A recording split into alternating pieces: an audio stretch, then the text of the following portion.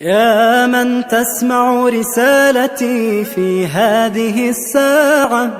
أسأل الله أن يحفظك ويسعدك ويوفقك وينور دربك ويبعد دمعتك ويزيد بسمتك ويحقق أمنيتك ويبعد ضيقتك ويقضي حاجتك ويرفع منزلتك ويثبت قلبك ويسهل أمرك ويبارك في عمرك ويصلح بالك ويغفر زلتك ويعتق رقبتك ويعفو عنك